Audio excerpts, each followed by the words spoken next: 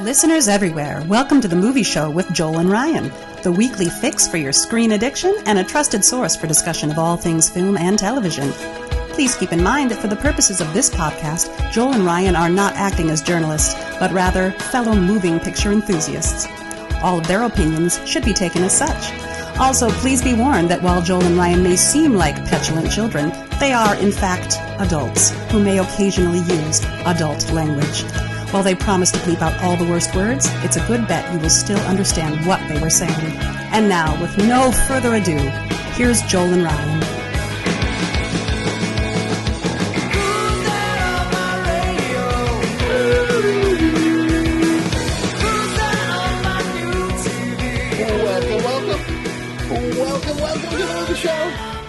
Welcome to the Movie Show with Joel and Ryan. I'm going to really hit the "and" today. Joel and Ryan. And I am Joel. And I'm Ryan. And we're so happy. The "and" is definitely the coolest part of the logo. So the "and" is definitely the coolest part of the logo. Yeah. That's going to, like when we start selling swag, when we start having t-shirts available, it's just going to be the big film and people will just know. You'll be able to see people on the street and you'll go, you're one of the few who listen to the Movie Show with Joel and Ryan. They're gonna go, oh, you must be one of the hosts. Because we'll be wearing them. I'm so happy that you're joining us today. We're going original recipe Movie Show with Joel and Ryan today. It's just the two of us. It's so lonely in here. It is. Where did everybody go? It was a big party last week, and now it's no one here. It's just you and me. Yeah, it was a good time. Sitting in the hotel. Oh yeah, I forgot. Talking about phantom technical difficulties that only half of us were noticing. Yep. My feed. Here's the thing: is my feed was great because I got to hear everything that everything I was saying was captured. And luckily. Sorry, go ahead. No, you go ahead. I was going to say, luckily, most of the time when the internet decided to glitch was indeed when I was talking. And so there was only like 2 times where I had to edit in the backup feed in on one part where you're talking, and I think the other part where Michael was talking. And luckily, we just not too bad under the circumstances. I mean, we pushed through.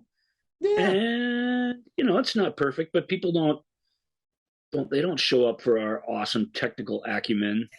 That's true.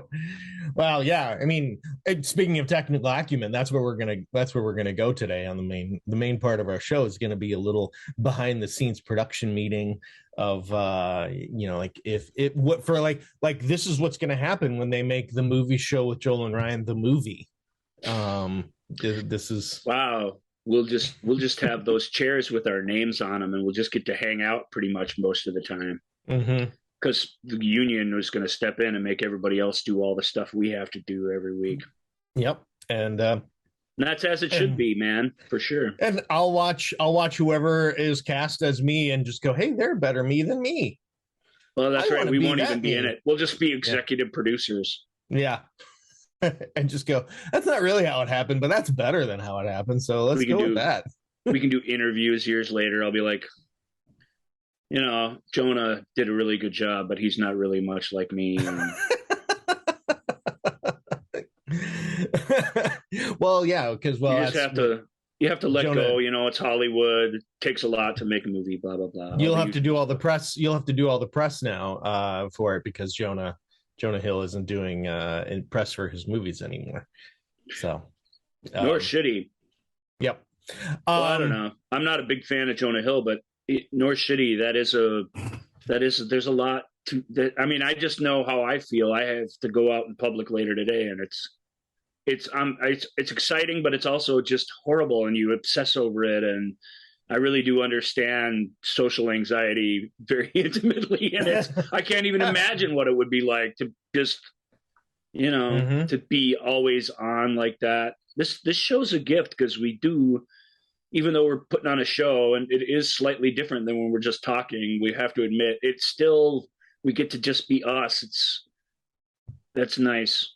I mean, that's a gift, isn't it? You just get to kind of be yourself. Of course, then when people disagree with you or hate you, then it hurts all that much more, Joel. Indeed. Luckily, most everybody loves us. That's a relief. Yeah. That's pretty the benefit confident of keeping so few listeners in a very small sphere, is that they mostly just love you. It's why we do the show the way we do the show, is to weed out the people who can't handle it. Don't want 2 hours of insightful discussion of two guys who really don't have much else going on in their lives. We'll see. We're in a different mindset than we were the last time we tackled some of this, but where we were really crabby. But but we got a few sensitive subjects on the docket this week, so it'll be interesting to see how that goes. And boy, this is a different kind of show that I can't speak for Joel, but I'm very scared about. So we'll see how it goes. We should probably get going. I'm not necessarily scared, but speaking of different kind of show, we want to tease another different kind of show that we're working on, and it's going to be a musical it's going to be a music based show, which is a departure from us. But Ryan had this idea several months ago. I mean, it's been a while that it's been sitting here on the it's when I realized that I had 120 songs of this dude in my iPod. So that's what made me go, man, if we could stick to a minute per song, we could do a podcast about it. That was literally my first thought, was podcast oriented. So I might be low on ideas lately, but Joel, I'm always thinking about the podcast, man. So it's just stay off my back. It has become ubiquitous, an ever-present part of both of our lives. But yeah, so that's going to be coming up. We're going to do 120 minutes. So we're going to do a 2-hour show, and we're going to demand. Well, it'll probably end up being 2 hours and 2 minutes because of something. You'll have to play the intro, and exactly. You'll have to remind people our Twitter handle and everything. But we are going to challenge ourselves, and we're going to have the stopwatch right there. And once 1 minute is done, we are moving on to the next song. And and I think actually there's going to be some songs where talking about them for a minute is going to maybe be the most those songs have ever been talked about. Yes, and then for others, it's going to be the least that they've ever been talked about. So it's going to be a mixed bag, but yeah, 120 minutes of 120 songs. We'll let you know the artist as we get a little closer. We've already mentioned this once in the past, so for the discerning listener, you might know what we're talking about. But we're going to tease it a little bit and probably roll it out in November sometime-ish like that.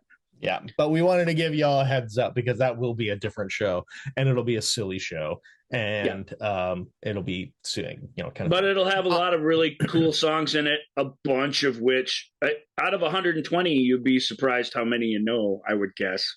Oh yeah, I think you think of a few with all sort of music artists, but I think you forget about a lot of them, and this particular person had 3-ish albums where more than half the albums themselves were hit singles, and that's whatever else we end up saying about him, and or the people out there think about him. That is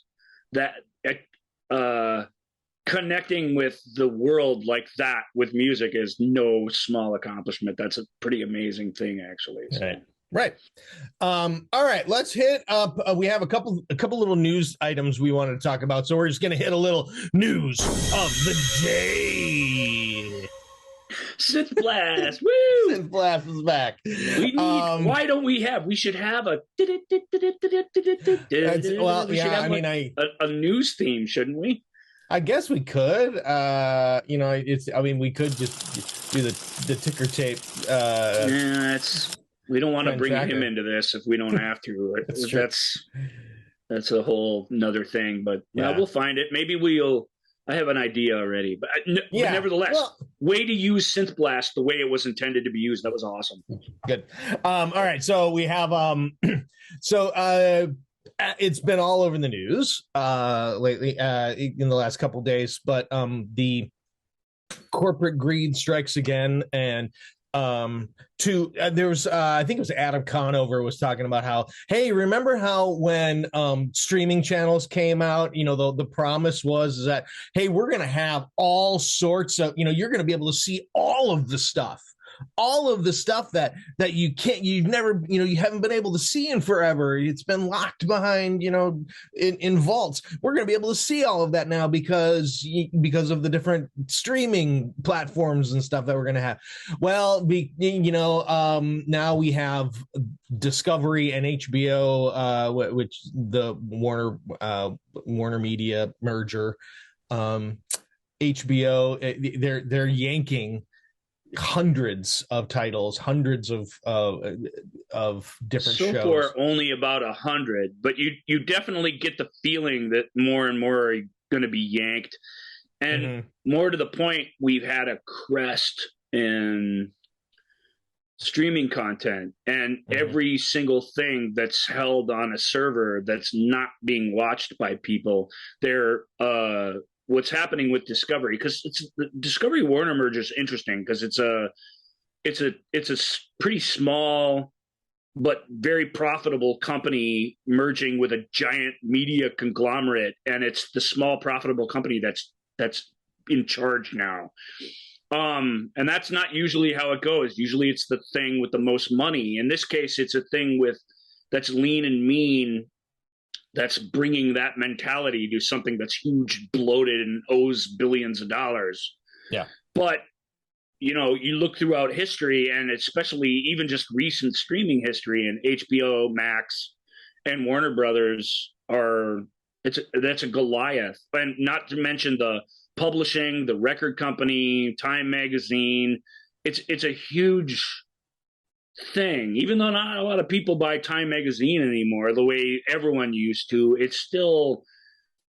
still have that whole entire history of journalism and everything, that all the photos and stuff going back.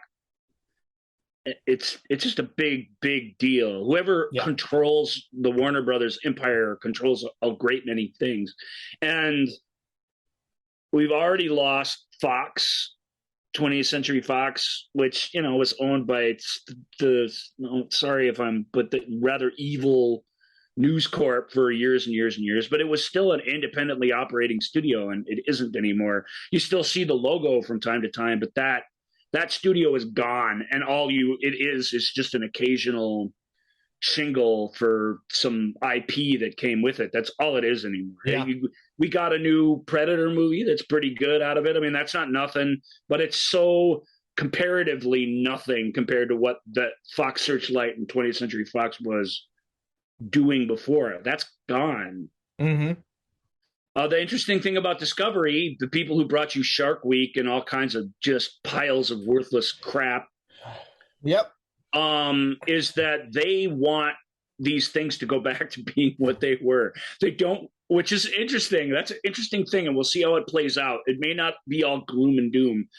Discovery wants HBO to be a place where A+ prestige television takes place. Right now, HBO, to compete in the content wars, is putting out a lot of junk. It's going to not be doing that pretty soon. It's going to leave that to Discovery, who really, let's face it, are the experts on putting out heaps and heaps of cheap junk. Correct.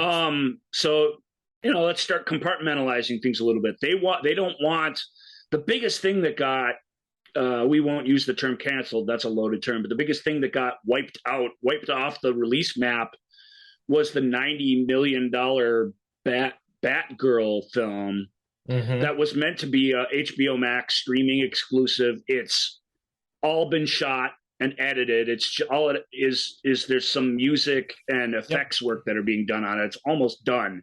And they put that away as a tax write-off, which means you'll never see it. It'll be like that 80s, 89 Captain America movie that exists, but that no one's ever seen, or it has to be that there isn't some later date where they can pull this out and say, "Oh, look what it was." If you claim it as a loss, if you claim it as a loss, it can never be. It can never get out. It's gone. So that's weird, because that had a ton of famous people in it. It was $90 million is not a modest production, but for a superhero film, that's little less than half of what the small ones cost. So it is in this weird netherworld, and Discovery made the point that this wasn't going to help sell HBO Max. I mean, people would have watched it, but it isn't going to, it's going to be like a lot of streaming things are, huge streaming things. It was going to be the talk of the week, maybe, if it was lucky, and then it was just going to sit there on a server and no one was going to watch it. So they got rid of it, which is kind of amazing. They want Warner. And again, their thing isn't, oh, we're getting rid of DC heroes or we're making them more like Discovery. They're like, if you're going to, Warner Brothers, if you're going to put out a big superhero movie, then it should be a big superhero movie and it should be out in the theaters. They're going to greatly expand the theatrical to streaming window for Warner's projects to more like 3 months. Yeah. That's not going all the way back, but that's taken a leap back to pre-COVID days anyway. Right. But the big thing is that 96-ish of these shows and movies have been pulled from the format, likely never to be seen again. Right.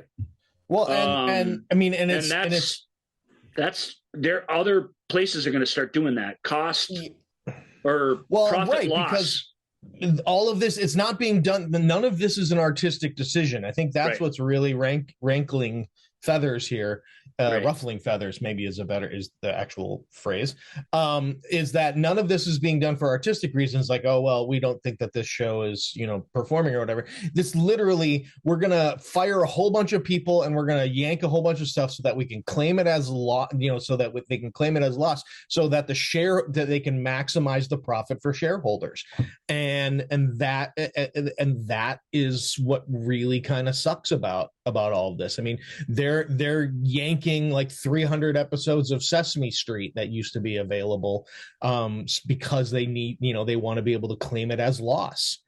And so it's really icky. It's icky. I mean, ultimately, we're still going to get we're still going to get our Game of Thrones prequel. We're still going to get all of this. All of the episodes of The Sopranos are still going to be there for you. It's not like they're hacking and slashing all the things they're famous for, but the streaming model with no physical backup of any kind or no other type of ownership, and you're really going to start seeing this with music, which is really going to be sad. Yeah. Because artists aren't even releasing things that have any sort of shelf life. They're releasing limited pressings of vinyl that they're having to wait 9 months for. And then that's it. And then they're assuming the streaming platform is going to be there for them forever, but it's not going to happen. And thus, a lot of these lesser things or things that you might like or things that you intended to see are going to go. But Joel really hits the nail on the head. It isn't really, because I looked at the list to date, and there's nothing too tragically being, lost yet. But it's just the beginning. Netflix can't have all these millions of shows out there if nobody's watching them, and they're going to go away and there's no place else for them. So that work, whatever art is contained within it, and admittedly, we hear us talk about it all the time. There's in the corporate, streaming world, art isn't a huge concern. It happens anyway. We'll talk about 10 of the cool ways it happens anyway on today's show, but it's the start of something you want to keep an eye on and give a little thought to. I don't think there's anything we can do about it, but no, there isn't anything. And here's another part of it that's really icky. In the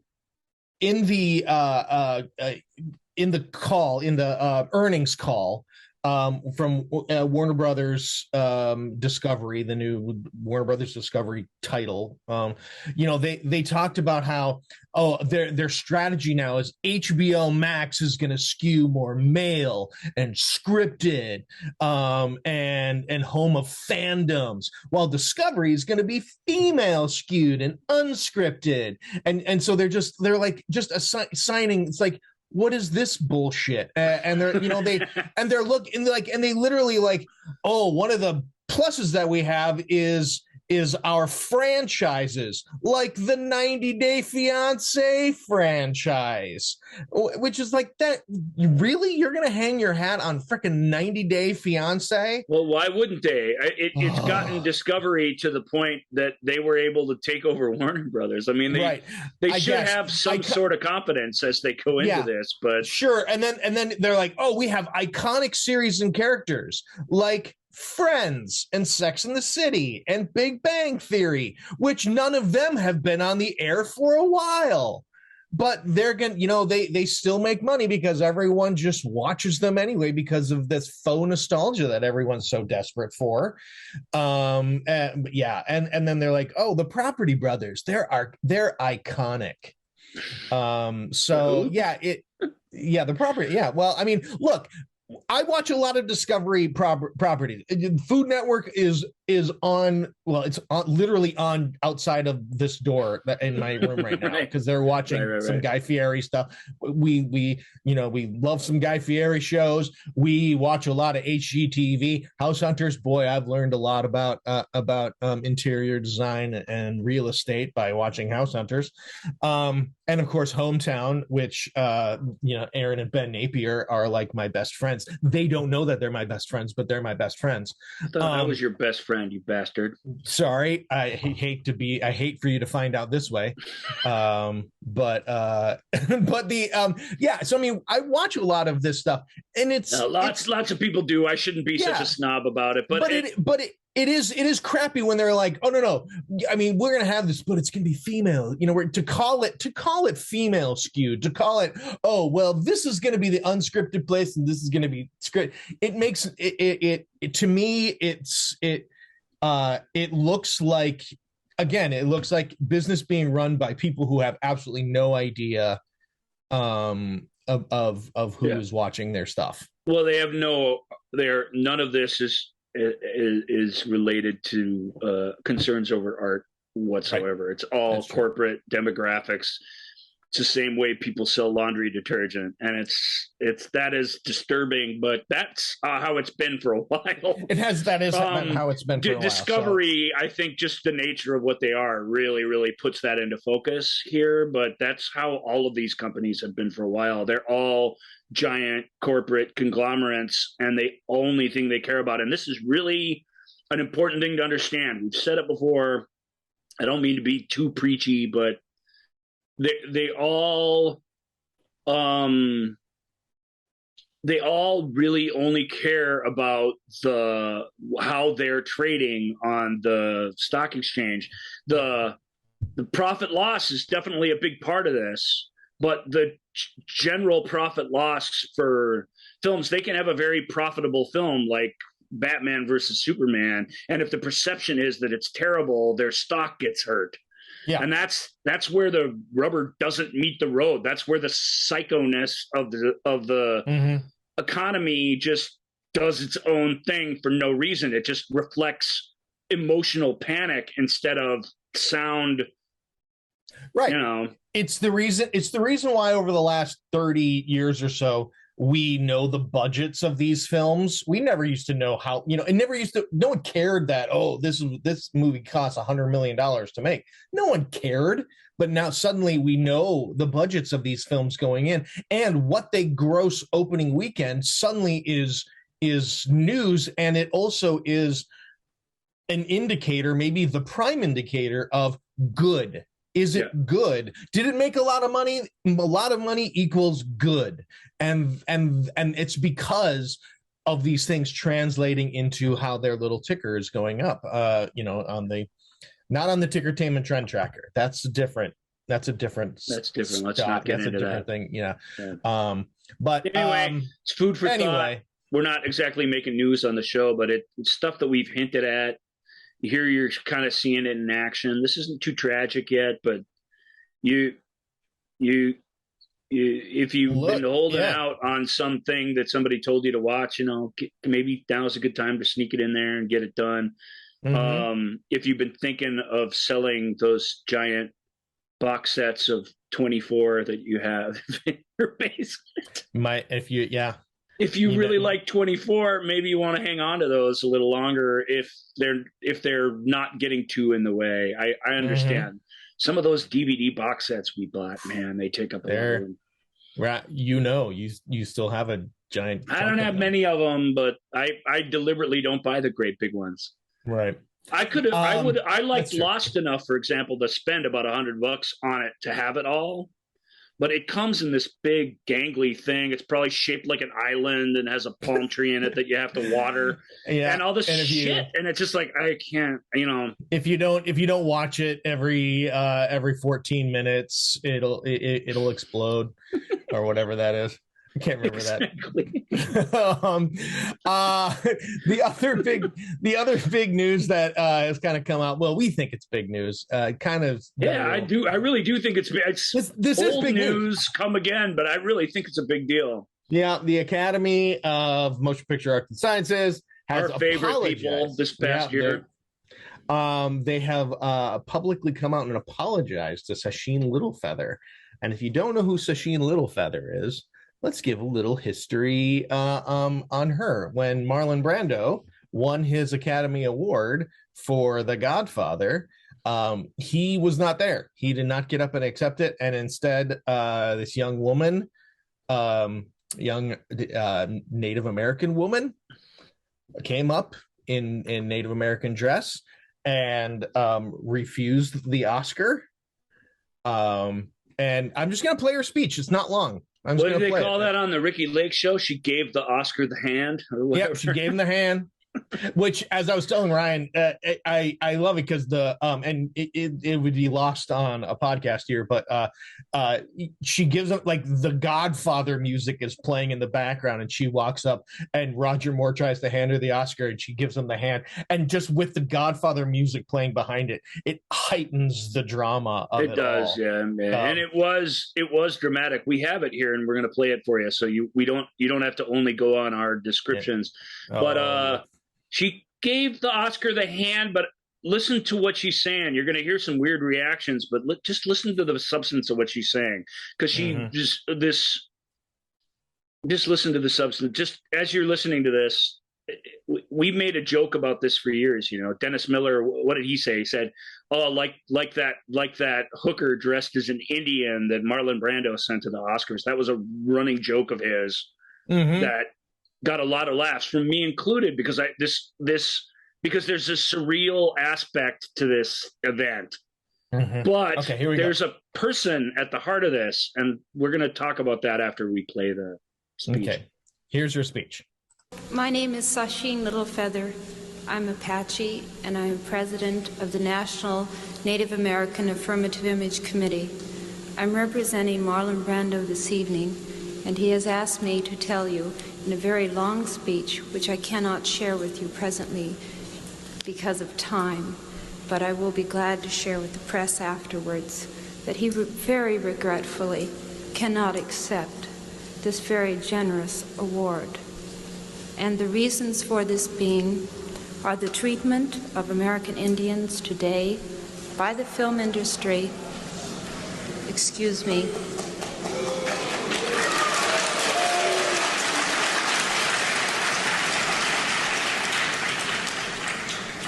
and on television in movie reruns, and also with recent happenings at Wounded Knee. I beg at this time that I have not intruded upon this evening, and that we will, in the future, our hearts and our understandings will meet with love and generosity. Thank you on behalf of Marlon Brando.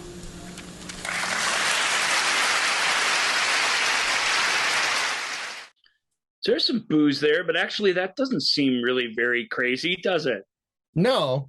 And literally everything she said, no lies detected. No, absolutely correct. And more than that, I think you see that in the moment, the majority of the people were supportive of that short little speech. It's the shortest Best Actor acceptance speech you will ever hear.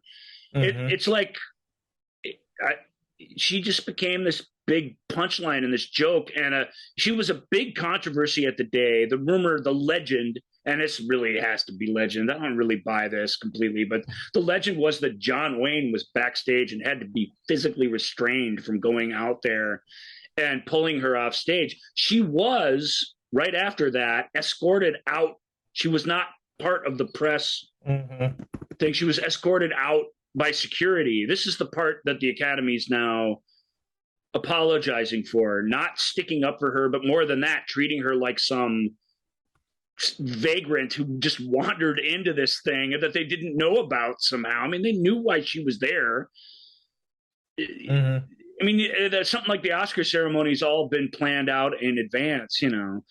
I believe according to Sasheen Littlefeather, she did say she confirms, or where she said that, you know, John Wayne was indeed he came forth in a rage to physically assault and take me off the stage, and he had to be restrained by 6 security men.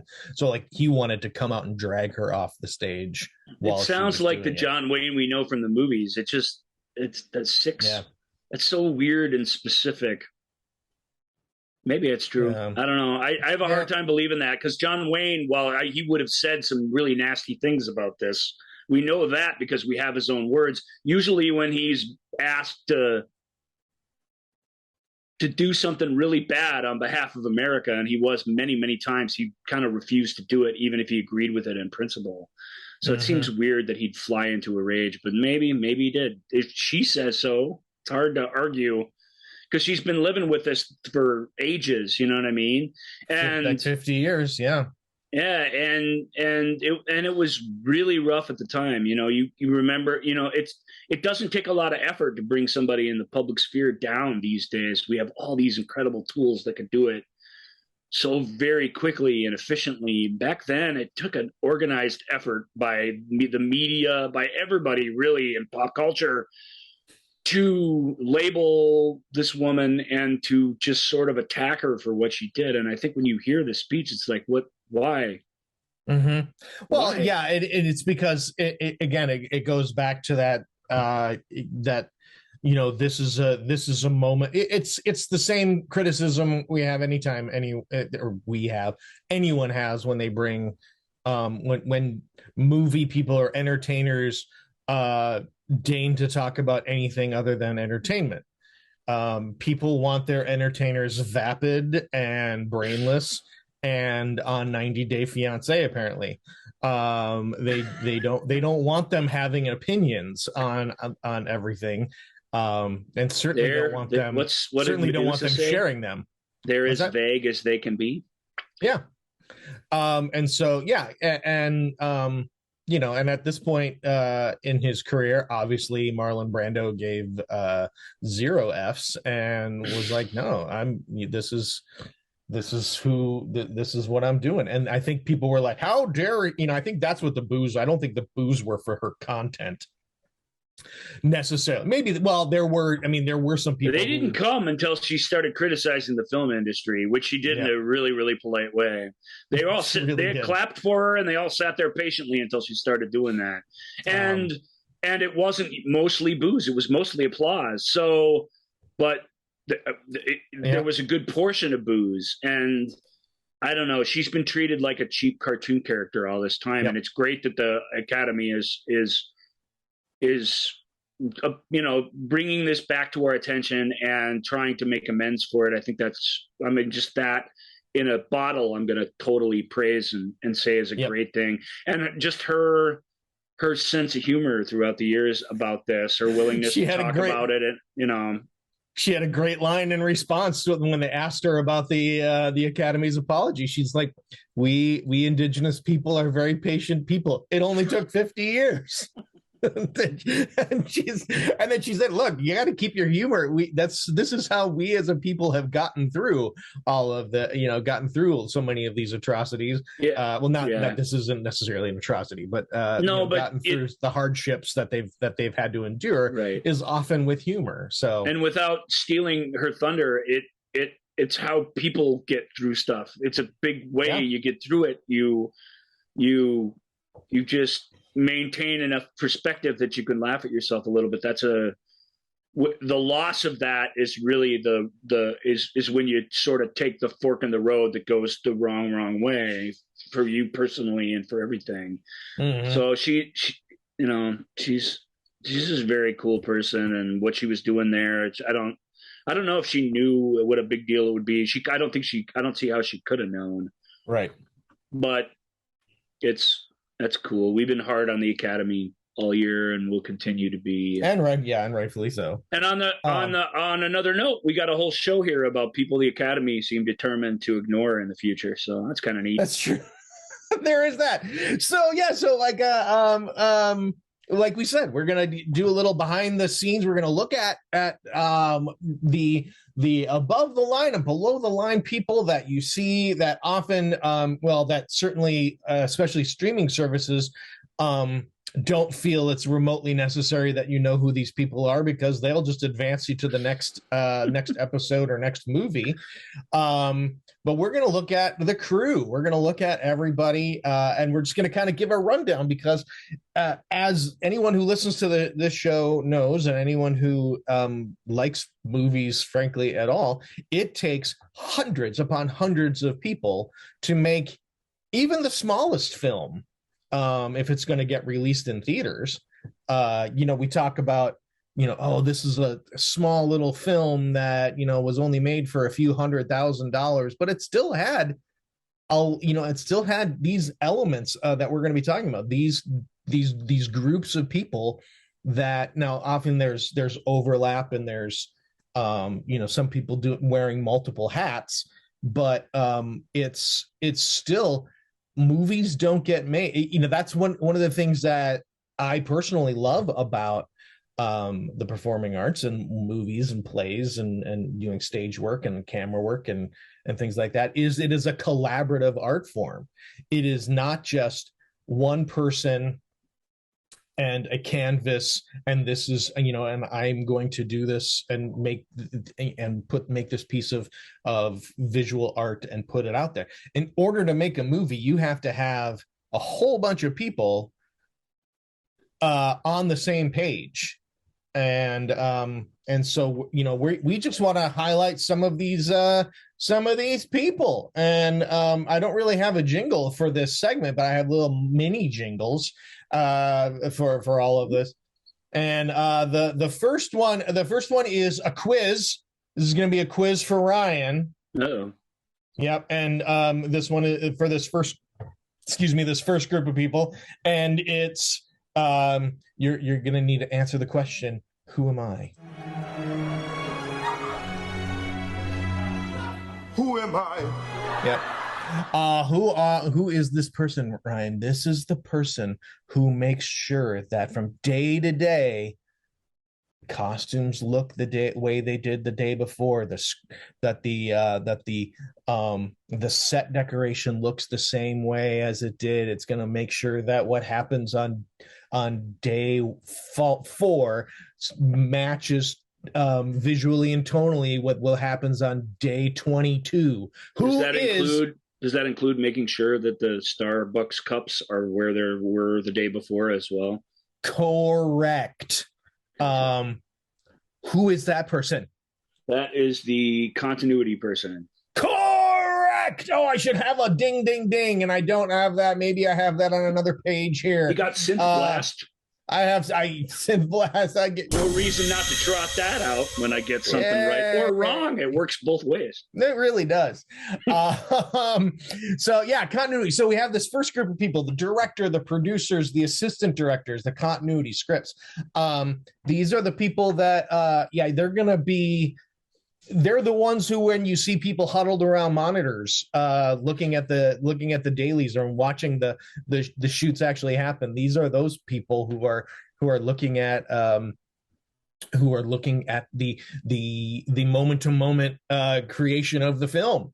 And they're probably ones that you have tons of familiarity with. Obviously, directors, about producers. Producers can be the money people. They can also a producer that term doesn't really tell you what they're doing, because they can be very specialized. They can be do-it-all people. They can be do almost nothing people. It's Correct. like it's a bit of a vague term, but we had that great Oscars segue, so I didn't really get an intro to this. But Joel and I aren't exactly qualified to teach film class here, but we thought this would be fun to talk about each department and what they do. And we think we've got some knowledge that I think people probably don't consider a lot that might be interesting.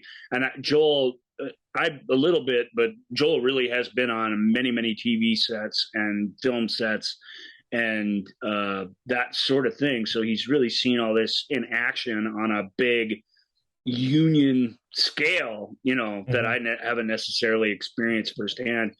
Film's a director's medium, and that's the group of people we're talking about. It starts with him, and it really starts with that person. He or she oversee everything. So it's not that the writing's not important, or it takes a village to make any of these. Joel's absolutely right. It takes a mountain of people to make a big movie, and it takes quite a few more than you think to even make a little one.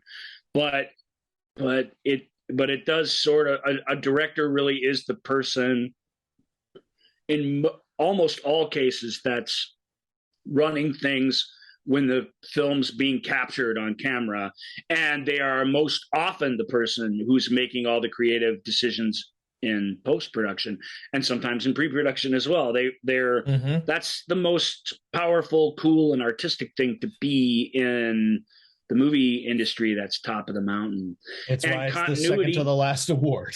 And continuity seems like a little thing, but it's part of that same department. That's something that a director who's putting out millions of fires and making big decisions can't be bothered with those sorts of details. Sometimes it depends on the personality, but sometimes they're not even really qualified to be worried about those sorts of details. That's where continuity comes in. You mentioned I don't know how many quizzes you have for me here. Do we have more? I only have one quiz per category. So you've got script supervisor who's making sure that the script is being adhered to, or that if changes are being made, that they're being noted. That's a really, really important job. These are all people that deal directly with the main crew, and they deal most directly, I think. We'll get into some other categories too, but that deal most directly with the big movie stars and the actors in the thing. And so it's important jobs. What other ones did we have under here? Well, we could get into producers, ADs, but ADs, assistant directors. Oh my God. Assistant directors that's, to me, that's where, because a director will make a decision, but it's not like the director's going to go and adjust the camera position. They're not the ones who are going to be laying out the tracking for the dolly shot, or, managing the crane for the crane shot, or the drone for that. It's the ADs. It's the first AD. It's the second AD, the second AD. All of the PAs. I think we're going to put PAs under another category. They're definitely fit here primarily, but there's another place where we can talk a little bit about them as well. Because production assistant, just so we say the whole word once. But the ADs, they're the ones who they're the executors. They're the ones who, when a decision is made, they're the ones like, well, we need to move this, we need to move everything 3 inches that way. They're the ones who have to execute that. Or if you're on a Michael Cimino show, you have one set moved 3 inches that way and one set moved 3 inches that way. And the AD also has to fire the person who suggests they just move one of them 6 inches that way. Because that offends the director's sensibilities. Correct. It's a tough job. There's a lot of authority, but not a lot not and a lot of responsibility. The assistant director department is not just somebody wandering around, taking care of the director's dry cleaning. It's a huge, huge job. And the bigger the movie, the bigger the gig it is. Yeah. Yeah. And it's, a lot of directors will have they like to have the same team of people. You'll see it's not unlike when you see like the same, Janusz Kaminski working with Oh my God, is that no, like, or you'll see it like the same cinematographer appearing with like the same director, and it's you'll notice the same names sort of attached to, because they like their crews. They know these are the people that they know will execute their vision to, you know, and they know the shorthand of what the director is talking about. Yeah. All right. So next category. This is this one is a what do you do? Okay, here we go. I don't know. What do you do? What do you do? I don't know. What do you do? I don't know. What do you do? What do you do? Seriously, what should I do? I don't know. Maybe this one? I promise I won't play the whole thing if we have another what do you do? No, that's pretty awesome. And I feel like that's shorter than the first one I heard. Oh, it's much. I mean, yeah, I had edited that one the last time we did a what do you do, because the other one was like, yeah, I decided to make the epic disco 16-inch version. But yeah, okay. The what do you do? It's sort of a this is sort of a how do I put this? Sort of a, okay, which is which. So you have, what do you do if you are the person who's like the head of if you're like the chief lighting technician and head of the electric, you know, the electric department. Okay. If you are that person, what are you doing? Do you know? Mostly tripping over cable and that's true. Powering everything up. Let me do it this way. Are you a gaffer or a grip? If you are the chief lighting technician or the head of the electric, are you a gaffer or a grip? A gaffer. You are a gaffer, right? If you are let's see, you're handling the sensitive managerial operations of the construction of certain of like the complicated lighting elements. If you are tackling that the operations on that, are you a gaffer or a grip? I don't know. Grip. Your grip, right? Nice. I got that one right because I said gaffer previously, and I was I know. I'm like, yeah, this. I am more of a gaffer than a grip. That's why I knew that one. Specifically, you would be the best boy grip. Yes. If you are the one, I would never be qualified to be. I would be third best boy at best. If you are laying the track and performing the maintenance and helping execute the complicated camera moves, are you a gaffer or a grip? A gaffer. No, I don't know. You're a grip. You're a dolly grip. Oh yeah, right. Yeah. If you are you guys sit through the credits at the end. These names are all fun things you see all the time, but you don't really know. That makes sense that would be a grip. It actually is right in the name. So thanks. If you're handling, if you're in charge of all of the generators on a set that are powering everything, are you a part of the gaffers or are you a part of the grips? You're a gaffer in that case. You're a part of the gaffers, yeah. All right, so we have group number 2 is the cinematography, the camera operators, the electrics, the gaffers, the grips. These are the people who make sure that you can actually see what is being filmed. Well, and that's something, you learn nothing new from this, and I've said this before, but I always want to get this in there. When we fancy ourselves, and we should these days, we all have a pretty fancy high resolution camera in our pockets everywhere we go. If you fancy yourself a photographer, you think of things in terms of, first of all, there's seeing something worth capturing on film, and then there's capturing it, and there's taking pictures of people and thinking about framing and all that. And we all start to think, hey, we're good at this. These pictures rock, But the thing that really, truly makes you a photographer, and absolutely the thing that really, truly makes you a cinematographer, is not how awesome you operate the camera, or what a great vision you see through the lens in terms of composition and stuff, which is something that directors and others are very, very involved with. The thing that you are most responsible for, and one of the most challenging things in a visual medium, is the lighting. It goes unsung because you might see the big lights when you're watching a behind the scenes movie, but the longest time spent on any movie project is setting up the lighting.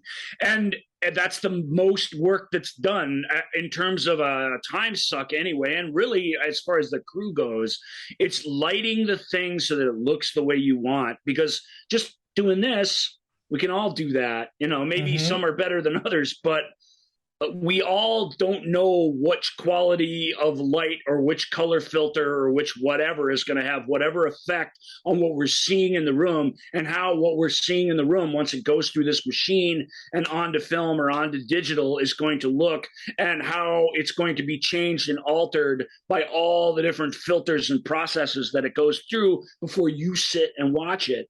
The biggest key is lighting.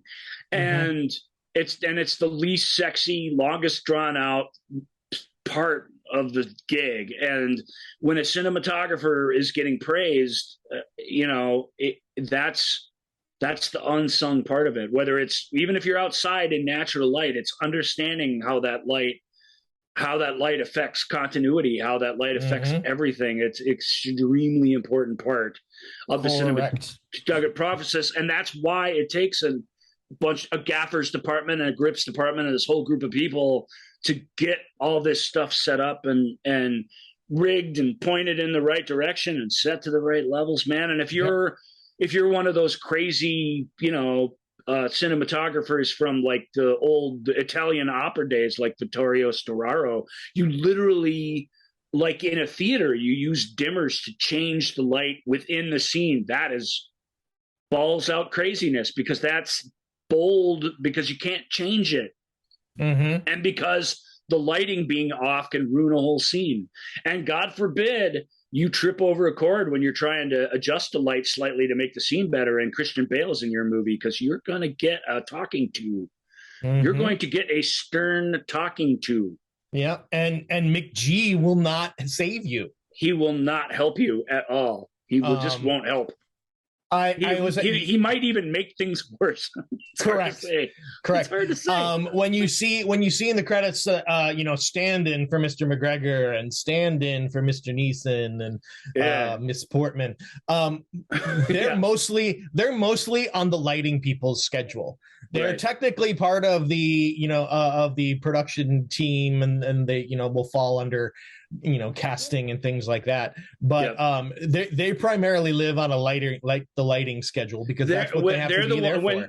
When Liam, I guess Liam Neeson's a bad accent, but Natalie Portman's a good example. When she's off in her trailer making sure her accent is right and working on everything and getting memorized for the new pages that she got yesterday, she can't just be standing there for the lighting people to, whatever. So they literally do somebody up in, if not her costume, some facsimile of it, same kind of makeup or whatever. They often they don't find doubles exactly, but they find somebody who can truly stand in for them physically.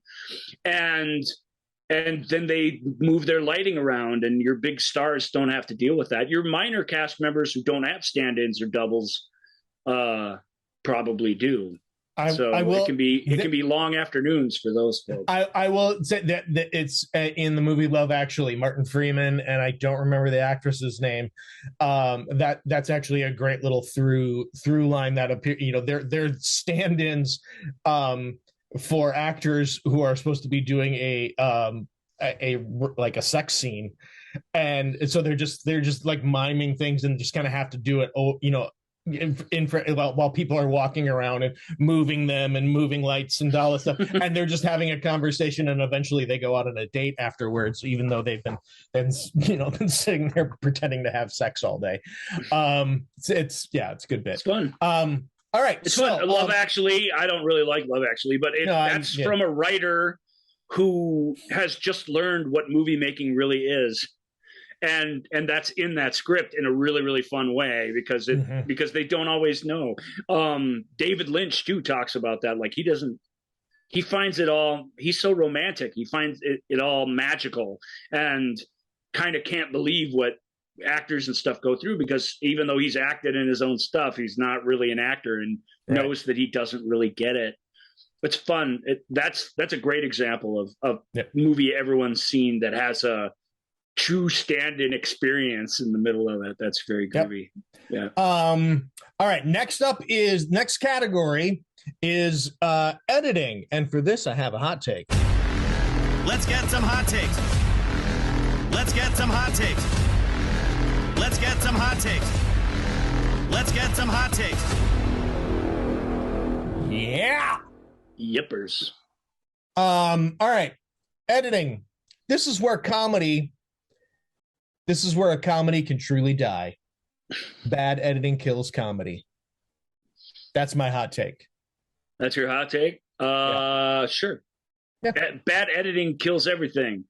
Sure. Joel just mentioned about how directors like to work with the same people over and over again. That's true for all of these categories. I mean, when you do enough movies and you find people you get along with, you find people, like you said, that have a shared vision, you don't really want to let those people go. Sometimes you have to.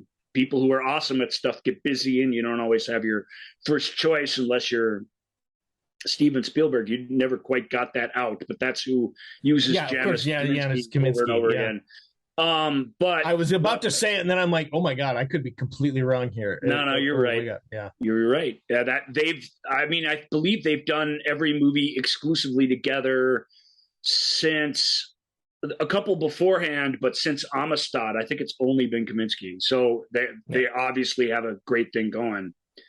And he shot Schindler's List, which I think was the first movie they did together. What a humdinger of a first film. And there's one other crappy Jurassic Park sequel in there that Dean Kundey shot, but otherwise it's been Janusz the whole time.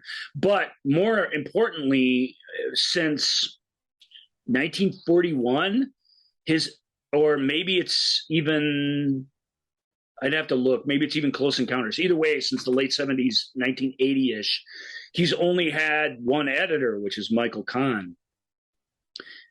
Editing, finding an editor that you trust is I think for a director is the biggest thing. And let's talk a little, since editing is such an isolated thing where there isn't an army of people like the camera and electrics departments. There's people, because it takes a lot to edit a big film when you get tons and tons of footage and stuff. So there's assistant editors and things like that, but you're not often on set. Sometimes you're not even in the same country. You're just kind of in a dark room putting the stuff together. And when we think of great editing, we think of what scenes are kept, what scenes are gotten rid of, like transitions between scenes. We think of, like with all these departments, we think of the showy stuff that we can see obviously on film, but what editing really is and what the real magic of it is, and why directors really, really, really want people they trust and know and are on the same page with artistically, is it's just picking which bits to use and picking which footage during any given scene. Is, think of that scene of two people talking across a desk. They're never in frame together. So you're choosing which one you're looking at when what's being said, and you're choosing which performances best sort of meld together. And I can't stress enough, and on a regular Hollywood film, just a normal one, the amount of choices that you have, or it's massive. You're looking at a ton of footage of all the same stuff, and you've got to have a mind that sees the differences and chooses things, not always chooses the best or most exciting thing, but chooses things that best tell the story, and being tempered in your decision making and being wise in what you choose and when. And often, sometimes a director is involved in this, but it's too big a job for them to be able to make every decision about this. Your editor is hugely responsible for what you see and what film you see. And it isn't just which scenes get kept and which get rid of, although that's That's part of it. That's the part of it we can all relate to because it's the part of it we could all do. Hey, it doesn't really need this scene. It's the part that Weinstein did for years. All he knew how to do, because he was such an artistic, inept buffoon, was to look at something and say, get rid of that, get rid of this, get rid of that, get rid of this. And that's all he did do for years. And it's why, and his lack of artistic reasons behind that are why directors, all but a couple, hated working with him and pretty much only did one movie with that studio for years. Right. That's leaving the other problems with him at the door. But they called him Harvey Scissorhands because he just chopped up your film for no reason other than ego, really, because that's all he was capable of doing. And he just wanted to put his controlling stamp of ownership on every damn thing he distributed. Even if he bought the films, which is mostly how they got movies, if they bought finished films at festivals or distributed foreign movies, you just cut them up, cut up an already edited and already thought through thing. Right. That is part of it. It's just a tiny, tiny, tiny little last final part of it. Maybe Joel has something to say about editing too, but I think editing's just an incredible thing that is. And back in the days where you were physically doing it, I can't even imagine. At least these days, it's primarily cerebral, and you've got these quick tools in which you can kind of move things around and stuff. Back in the days of cutting the tape, cutting the negative, I love editing. To me. I love editing. I taught myself editing during the pandemic. I edit for a living now. I do. I have a side job as an editor. Whether it's and then I'm producing a benefit right now that I'm serving as everything. I have all the hats on. But my favorite part is sitting here watching all of the different footage that I have made and trying to figure out which takes I'm going to use and which angles I'm gonna capture and or which angles I'm gonna use to meld things together, and the timing of how everything works. I love it. It's really super fun, and frankly, I mean, thank God we're doing. This is all being. We have these like Ryan said, we have these tools now. We have it's all digital, and so it does allow schmoes like me to be able to figure it out and go, oh, I can make this. I can do something that has a little bit of, it's not just one single shot with my camera going, okay, hi, this is me. I can make it look a little bit, a little bit more. Or the old Brian De Palma split screen, like on the movie show here with that. Right. Yes. I mean, but so that we do that. And of course, and a lot of directors serve as their own editors, even physically doing it. We of course have the Academy Award. I think he's won for editing Roderick Jaynes, who is a fictional character created by the Coen brothers. He doesn't actually exist, but they just thought they'd come up with an editor name. So just to break that's up a lot. That's the thing. Steven Soderbergh edits his own movies too, and he has a nom de plume for a lot of different departments that he does himself. Because he says, and the Coens are aware of this, that the more you see your name across opening credit sequence, the less value it has each time. Correct. So he wants to do the work. He got a team of people doing it with him, which certainly get their credit. But if he's the head editor, which he is, he kind of comes up with somebody, and it's neat. They are always with Soderbergh. They always reflect diversity, which is asinine. But it's still a way to if you're going to cast a role, why not go for it? It's a good way to do it. All right, next category. Here we go. It's another what do you do? I'm not going to play the whole thing. What do you do? All right, what do you do? I don't know. I don't know. If you're I don't know. This one. If you are the person who is in charge of anything an actor holds in their hands, who are you? What do you do? The props What do you person? do?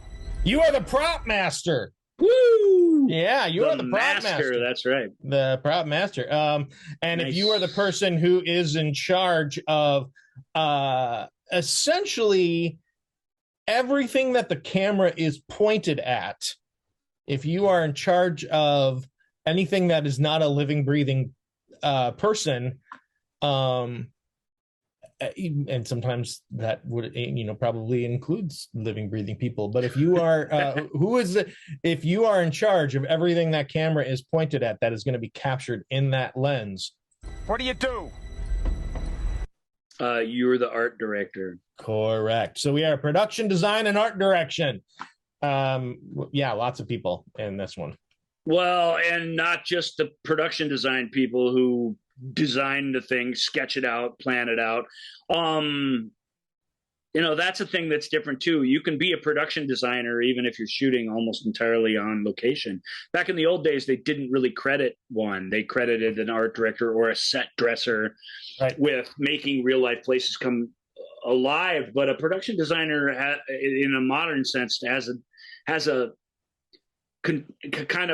role in setting up, like Joel says, everything that you're about to see and why it looks the way it is, why it's what color it is, all those sorts of things. And obviously, if you're designing the thing, you have to work with all the other departments, working with the lighting, working with the costuming, makeup, all of it. It all has to meld together, which is a big deal. Mm-hmm. But, in something like Black Panther, the production designer, you're literally creating the world from scratch. Virtually nothing you're seeing in that movie is a thing that exists even at all. Like there's some sets in that, but even most of the sets are virtual. Most of the locations are virtual. So everything is created, and the inspiration, and in a way that's a liberating, wonderful thing. But in a way it's also like, how do we ground this in, it's not a reality, a cinematic reality that people can buy into so that they'll be moved and excited and stimulated in the way that they're supposed to be. Yeah. That's a big, big job. And going back to the days where you didn't have all those virtual responsibilities, or you couldn't make virtual sets look very convincing, if you were asked to make something like, create something like Krypton or Los Angeles, 2019, you had to design it and build it on a budget, and that was an incredible accomplishment as well. So production design, art direction, set dressing, all the painters, all the builders, all the people who budget all the materials, like it's a big big task, and it is absolutely an important part of what the thing is visually. And that's one of those things on Blade Runner, when Ridley Scott met his art director, he came up to him and introduced himself because they'd never worked together. And he said, "Hey, I'm whatever." And he goes, "Oh, good to meet you. What are you doing?" And he's like, "I'm the art director for the film." And he goes, "Oh, geez, mate, I'm sorry." Because that guy was put through absolute hell making that movie, because the art direction was micromanaged by the guy in charge within an inch of its life. And it was the densest, deepest, real, physically filmed thing that I think you can find on film, actually. Yep. So that guy's life was hell. But look what they accomplished, Right. And how magic the art direction is a part of that bit of storytelling is incredible. Being Ridley Scott's art director is tough on every film, but in that one where you're creating everything from scratch, signages, warning labels, just literally every damn thing that you see on screen is real, but it's been created out of the imagination. It's stunning stuff. Yeah, it is. That is. I'm so far, because I can't even draw like a person. Correct. I feel the same way. That's to be able to not just dream up this stuff, but then to execute it. I can imagine it, but to communicate it to an army of people who have to do it. That's the key word. That's to be able to communicate it. Yeah. Communicated it visually and audibly so that people get it, and so that you're all doing the right thing, and to be free enough to collaborate on your vision. It's an amazing thing. Yeah. All right. Next up is a category that is near and dear to my heart, and that is casting. I am fortunate enough to be married to one of the finest casting directors for stage work in the country. She and I do not say that hyperbolically. She is. No, it can't be overstated. Just what you said. Sorry. I start to get gushing and I trip over myself. Joel's wife Jen, who we were all friends when we were kids. I mean, she's one of the most important casting directors in theater in the country. That's no lie. She travels all over. Everybody wants to get the job that she's got the opportunity in her hand, and picking the right people, picking the right personalities, and making it match what people think it's going to be, and yet to be brave enough to be willing to do something different with something when somebody does something that inspires you, being willing to capture that magic and then bring it back to the production. I mean, we all sit around and talk about the cast, and we all think that's our favorite articles. Who would be the people who are going to be the new X-Men or whatever? We can do that part of it. Although I don't know how great we do it based on some of the articles that I read. Right. Everybody thinks with a finite amount of celebrities and these big films, like it's not hard to say, oh, so and so would be good at this. Right. Look at everybody that you see in the film, though. You know, it's a director can say, hey, I want Bobby De Niro to star in my movie, and the casting director's got to make that work. But they got to cast the guy who drives the cab. They got to cast all these people that a director's not necessarily concerned with, and it's the human resources department of the artistic world, and it's incredibly complex and most of the time they're not actually the ones picking people for the jobs. Again, they're delivering options, but you got to put the right people in the room. And so when you're if you're casting a principal role, they say, oh, I want, a lot of casting notices will say like, looking for a Robert De Niro type, looking for a Jennifer Aniston type, looking for a Natalie Portman type. And so it's the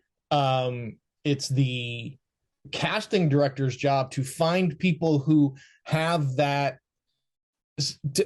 capture that same sort of energy, that same sort of maybe gravitas, or that same skill level, that same, and also to think outside the box and say, okay, they want a Natalie Portman type, but what if it was a person who is of a different nationality than Natalie Portman, but still captures that quality? That's how you can, that's how having, being conscious of what the whole company looks like, the whole acting company, for lack of a better, a movie's acting company, what that looks like, and who gets put in front of the director. And sometimes that's a bold move from a casting director to say, you want a Natalie Portman type. Here's somebody who I believe is a Natalie Portman type, but certainly doesn't look like Natalie Portman. And putting that in front of a director to go, okay, yeah, I see that. They're that first person who's going to help. They're a gatekeeper, whether they, for good or for ill. They control who's. A lot of times they're controlling who's getting seen for these parts, and and it's really exciting. They put together, they have to also put together the budgets for how many actors are going to be needed for something, and that changes every time a decision is made about one, or a contract is written up.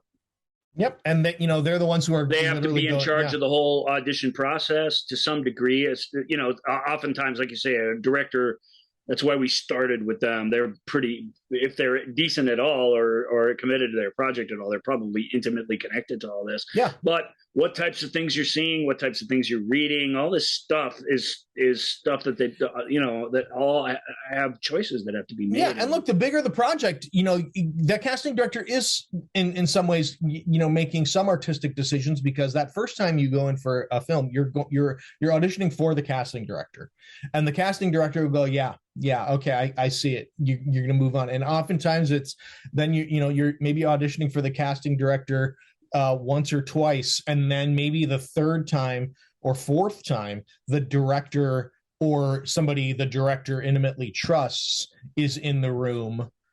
And that's where a casting direct, where somebody might, if a casting director isn't doing their job the way the director, they're not executing the director's vision, that's where they're going to go, what are you putting these people in front of me for?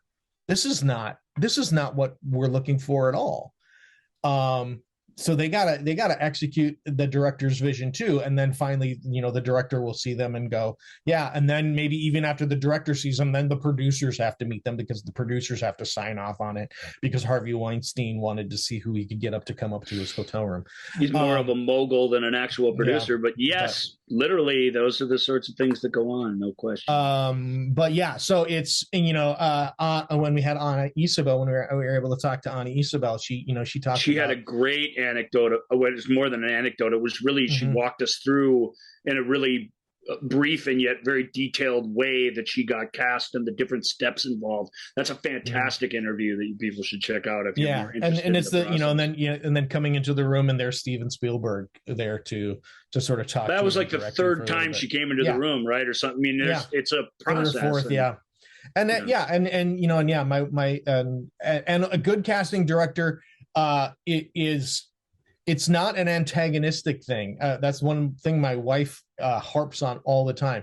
A good casting director is trying to create a scenario for you to do your absolute best work. If a casting director is trying to challenge you and make this a hard situation for you, they're not doing their job properly, because they're not if you're not getting the best performance out of that actor, then you're going to put crap in front of the director. And so their job is to create the best environment. Although just because you're being challenged doesn't necessarily mean somebody doesn't care either. Challenged isn't the right word, but if they're creating distractions, if they're not paying attention, if the casting director's like, yeah, go ahead, give me your audition. You better believe when you're in the room, my wife is making sure that she's watching you and trying to give you honest reactions. If you're doing a comedic piece or if you're doing a dramatic piece, she is trying to give you honest reactions as much as possible. And if we have to move on, but I'll give you another tip. If you're in the room with Joel's wife and you're not acting and it seems like she's not paying attention to you, I guarantee you she is. Yeah. Remember that you're auditioning the second you step in there and go in front of these people, because you are. I know we got to move on, but I do just want to play this, and maybe this will be a quick question. But for this category, we're gonna take a trip in Dr. Clock's Timegorium Mind Scrabula. Nice. Gonna go back in time. If you would go back in time, gonna go back in time. I'm gonna step back in time and fix it. Would you go back? Is there any movie off the top of your head that you would go? I know, sorry, that you could go back and change the casting on? I know, that's why I said we might just move on from this question. You hate questions like this? That's a great question that I'm completely not prepared for. I know. Let's see. Because I literally came up with it right before the show. It's an awesome question. So you get kudos for that, but I don't know. Yes, I'm sure there's a whole bunch of them, but we did a whole show on people who were almost cast in things, and like you talk about, it's a fun thought experiment to think about. Okay, if I'm going to cast this book, or I'm going to cast this, I heard that they're making this movie, who would I cast in it? there's the famous Eric Stoltz in Back to the Future whole thing. Of course, he was cast in it, and he was cast, and then they realized, okay, we need to get our original guy that we really wanted, because it's just not quite the same. So they went and they did that for us. They went back and changed the casting. One, but I'm not remembering who it is, but there's one that we talked about in that alternate casting show where like it was going to be this, and we were like, oh yeah, that would have been so great. There's a whole bunch of them in there where you're like, when you talk about people who kind of went down a rough path, and when you hear, what somebody's first choice was, there's just as many, if not more stories, though, without getting specific, that where they didn't get who they wanted, and as a result, they got exactly the right person. If you listen to Spielberg, since we've been talking about him, if you listen to him trying to cast John Wayne and trying to cast Steve McQueen and trying to cast all these huge stars of the day that he worshipped, and that he ended up getting Roy Scheider and Richard Dreyfuss and these different people and these different roles that they were pretty big movie stars, but they weren't the big superstars that he originally dreamed up. And almost every time you end up with something more specific, more unique, and more true, because you were the one that contributed to them making their star performances, instead of trying to use the established star to create something specific for yourself. And I think that's neat. And one last thing on casting, just because it's a fun anecdote, maybe everyone's heard this by now, but Ki Hai Kwan, who when he was on the 3,000 plus Asian elementary school students, Asian Americans, who were coming out to star in Indiana Jones and the Temple of Doom, or Raiders of the Lost Ark 2, as it was called at the time. That would have been interesting. He very famously, and a lot of people get cast this way, he didn't show up to auditions. He showed up to help his brother, who was shy, who really wanted to do this, but didn't quite have it in him. And the reason he got the casting director's attention was because he kept directing his brother and everything, and telling him what to do, what was right, what was wrong, no, more like this, more like that. And they just were taken with his personality, and that's how he jumped off the page to them. Just something about him, not even trying to make an impression on them. Yep. And of course, the other favorite casting one is when they were shooting Aliens in England, they had to interview every English union actor who wanted a role in Aliens before they could say, no, we're going with a Canadian or an American, you know what I mean? And they had to cast, and when an English person showed up that was awesome, they had to find a way to get him in there, which they did in several cases. But the casting of the little girl, casting of Carrie Henn, all those British kids, even if they did the accent right or whatever, they were so used to doing commercials and TV performances that they just were smiling the whole time. And she was the only kid that could be appropriately morose, or could tell the story with doing very, very little, which is something kids have really struggle with. Yeah. And they said it's you say, well, there could have been 20 different Lois Lanes, it could have been Stockard Channing, it could have been Ann Archer, and it would have still been awesome. Right. In this case, they looked at hundreds and hundreds of people, and it only could have been her. They just thanked their lucky stars that somebody came along that was the thing they wanted. It's kind of amazing. All right, next category. Category. We got to step these categories up now, so here we go. Yeah, well, I think we'll be able to do it. Costumes, hair, and makeup. And for this, I got a hot take. Woo! Let's get some hot takes. Okay. Hot take on costumes, hair, and makeup. This is actually where most actors find their characters. Yeah, that's my hot take. Well, I mean, I'm not a costumey actor. I find my character between my ears, basically. So I can't exactly relate to this, but it's absolutely true. And a really good costumer will work, especially if they have one at their disposal, won't just lay out the stuff for the actor on the first day of shooting. They will work with them to create the character with them. That's, of course, higher up in the cast list where those sorts of things happen.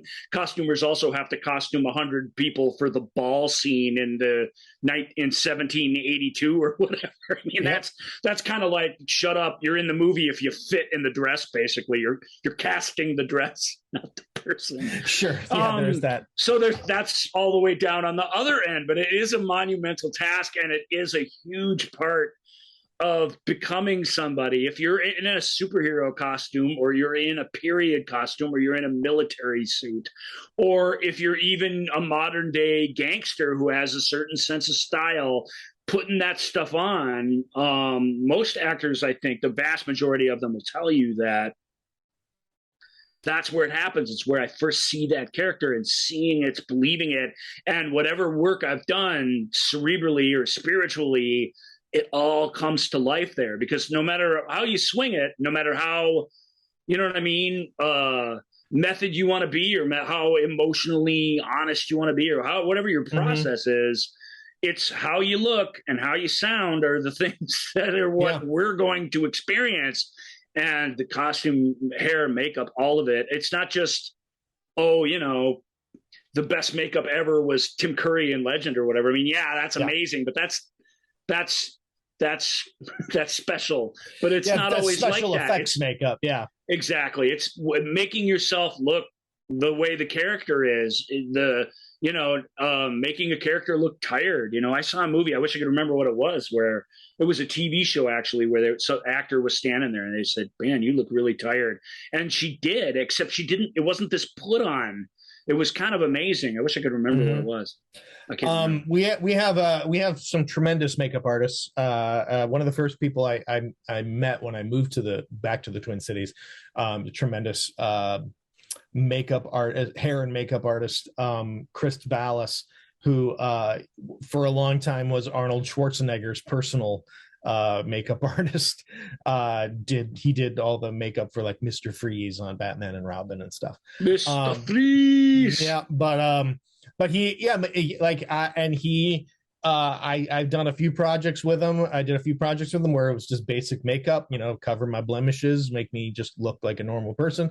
Other times he made me look, for some short films, he had to make me look like a strung out druggie, who hadn't slept in 4 days and who was super hyper and manic and stuff. It was, and then the next day make it look like I had a beard. And also then later on, just make me look like a normal person. So he, famously, like John Gielgud would always need the prop first. He always would, one of the first things he did, he was a very much, I'm going to build the character from the outside in. And then of course with Stanislavski and method and all these other things, that's when the character started to be built from the inside out. But yeah, once you get that costume, or once that, that you see your costume plot, or once somebody says, here's the prop I was thinking of for this thing that you have to have in this thing, suddenly it absolutely, you're like, oh, okay, yeah. We were just in a period piece, what Vans will remember, the mutton chop era of the movie show with Joel and Ryan. True.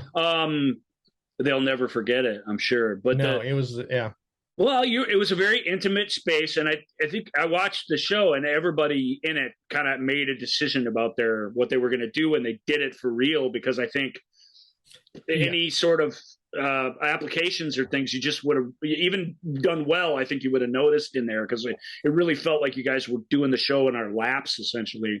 But you could tell, I mean, it's not, and as an actor, you're going to do this work, especially you're a very physical actor.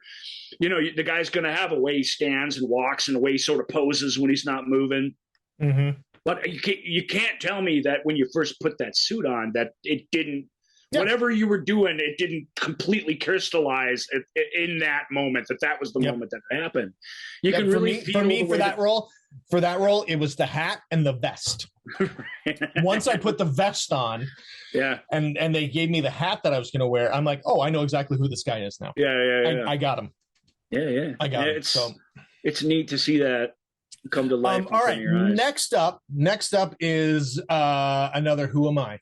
Who am I? Okay, so this is the part of the movie. This person will often execute the more dangerous stuff that is happening. If a performer has to do some sort of fight or things, and they will also often solve crimes on the side with a coterie of people and utilizing their physical abilities to solve crime in the 80s. Who am I? You are the stunt person / stunt coordinator. Correct. I wish I had the Fall Guy theme that I could play right now. But yeah, the stunt people and the extras. Yeah, we kind of put them together. It's not exactly the same, but extra. But we trying to combine these categories so we have a digestible 10. So forgive me if it doesn't always fit. But these are related in a way. I mean, these really are. They're cast members. They're in front of the camera people who are not people that are acting a story in a conventional way, the way your principal cast and featured people are. Mm-hmm. Extras. Have to. I mean, we've seen it. Sometimes you get a brilliant extra. Sometimes you do. And they're doing way too much, and it's fun. Mm-hmm. And like in Ghostbusters, hey Ghostbusters, yeah, guy, that redheaded guy who was actually an assistant makeup artist for a living. Yeah, that's fun. Great. Cool, dude. Yep. You're the best extra pretty much of all time because you're the most demonstrative one we've ever seen.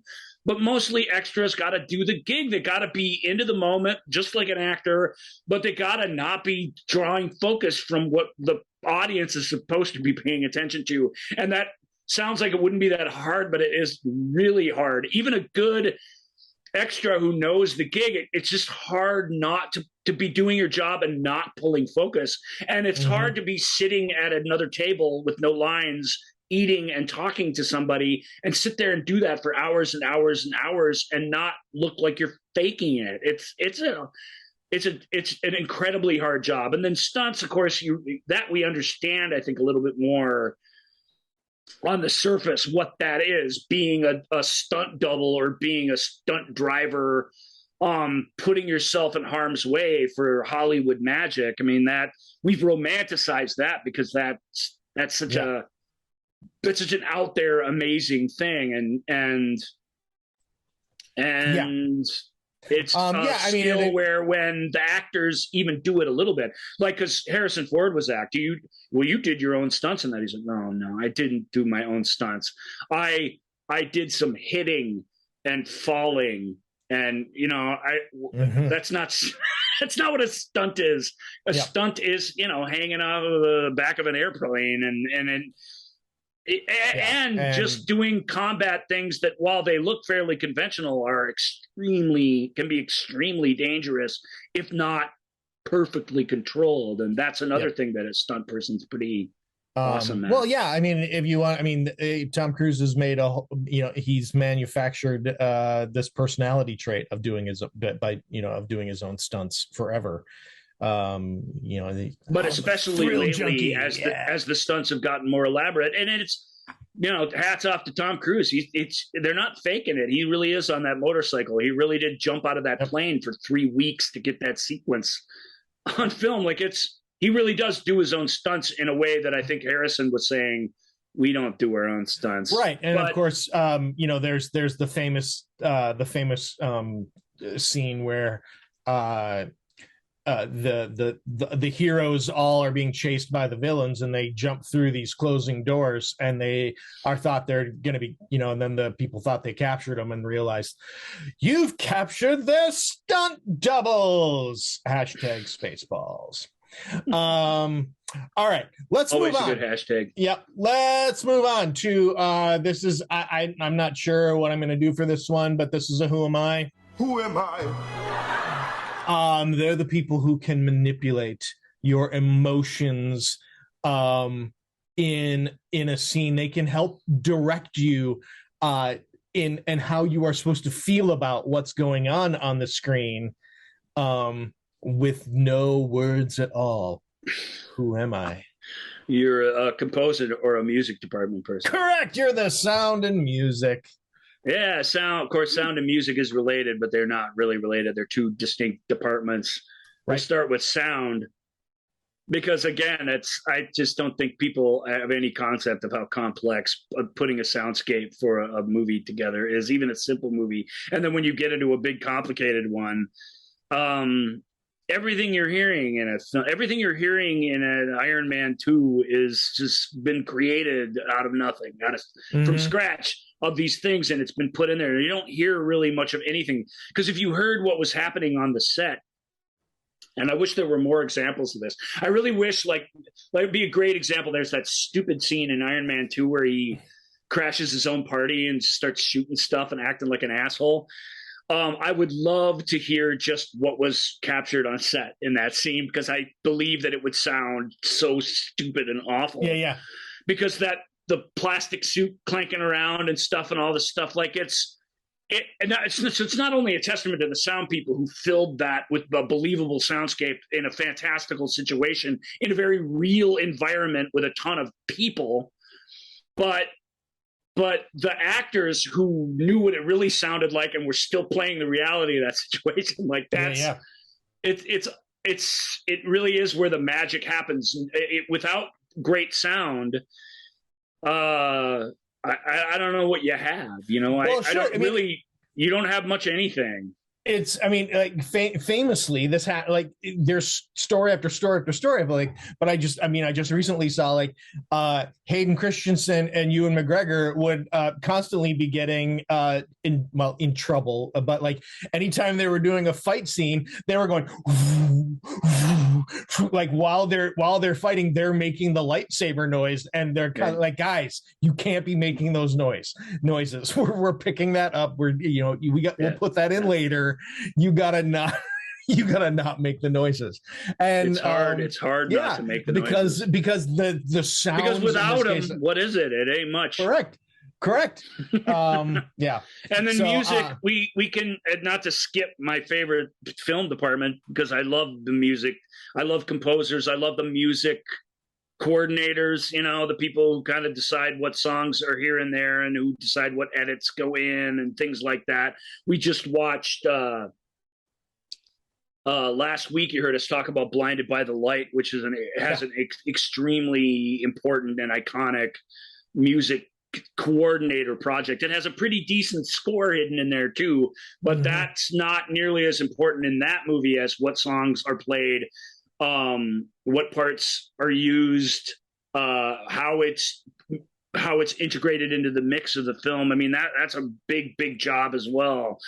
We often think of the composers as the maestro, sitting at the piano, which is what it is. That is music composing, but that's a small part of it. There's all the members of the orchestra too, who still to this day are not credited on films, which I think if we can credit 8 trillion, effects animators, we can get the first violin section in the credits. I've always believed that's something where it's just a couple seconds on screen. I mean, what's a couple more seconds? It's not a big deal. You put the whole orchestra there. You should. Right. You should. The guy who plays the oboe solo in The Mission, that dude's not important part of that movie. He's really important. So,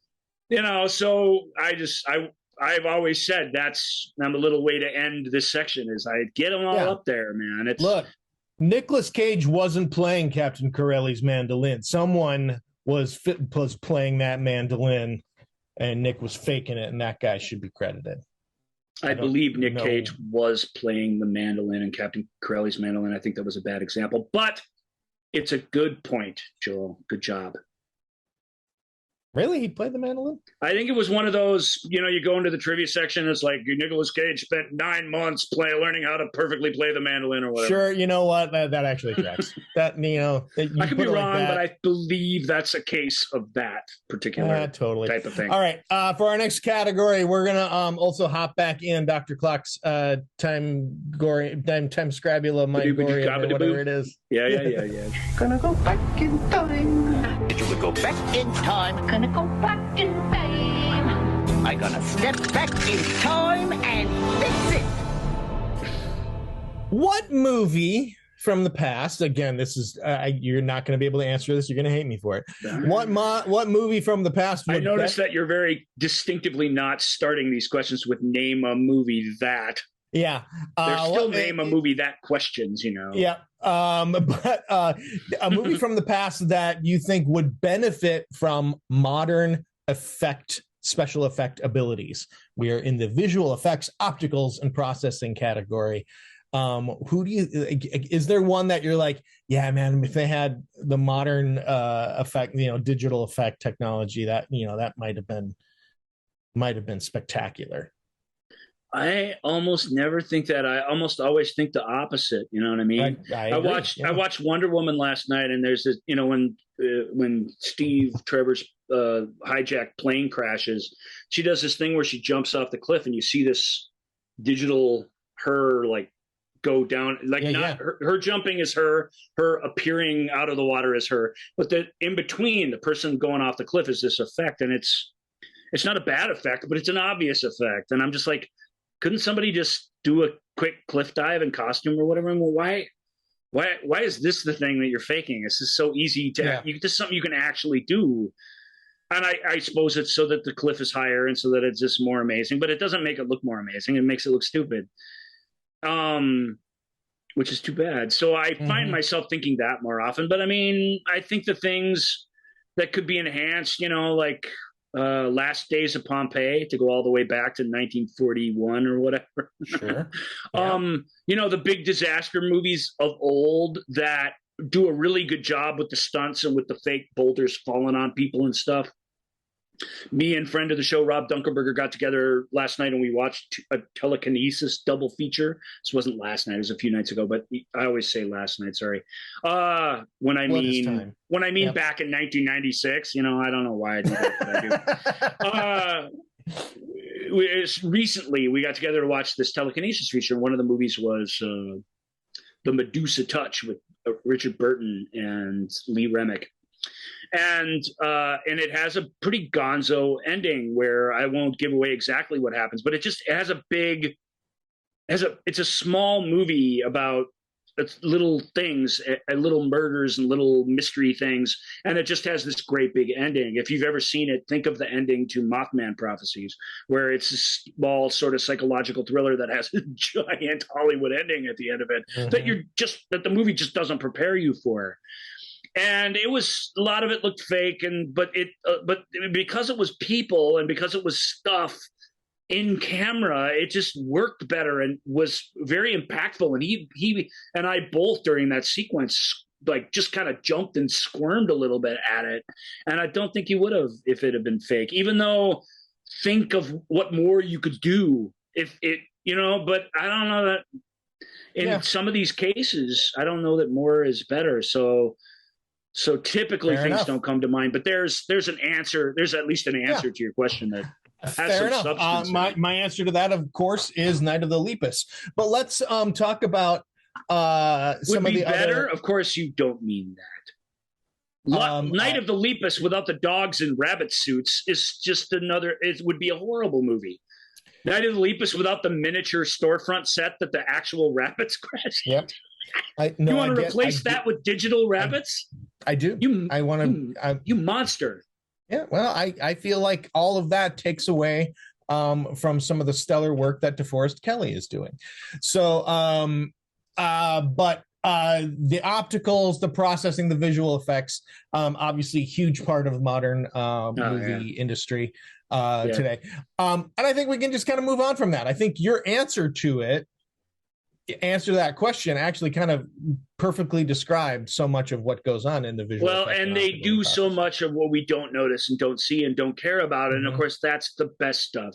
The stuff that you don't know is in effect, the virtual environments and the enhanced environments and stuff. I mean, it takes an army of people to animate that stuff to make it look real, one frame at a time. I mean, we're not really working with frames anymore, but it's still anytime the camera's moving, man, you're got to be moving with it in your virtual environments. And some of them are fantastical, but some of them are absolutely believable, and you just didn't even know they were there. It's not a small job or an unimportant one. I don't want to besmirch it just because I like practical effects. And it's really, I mean, real quick on this, I'm really fascinated in watching the Light and Magic documentary on Disney Plus about industrial light and magic, and one of the things that ILM is doing now, especially with like The Mandalorian and Book of Boba Fett and stuff like that. They have the giant studio, the sound stage has like these giant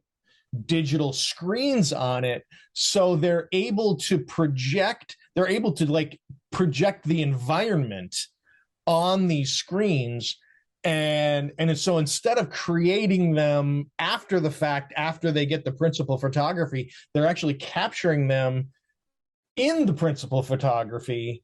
And so it's like, and it gives the actors something to sort, an environment to work with. It's kind of come almost back around to the late 60s effects, when they were putting plates on set and actually shooting them and stuff. Yeah. And kind of, and that's circling back to the special effects are kind of coming back but they're like combining with practical effects in a new way, and I think that's really cool and exciting.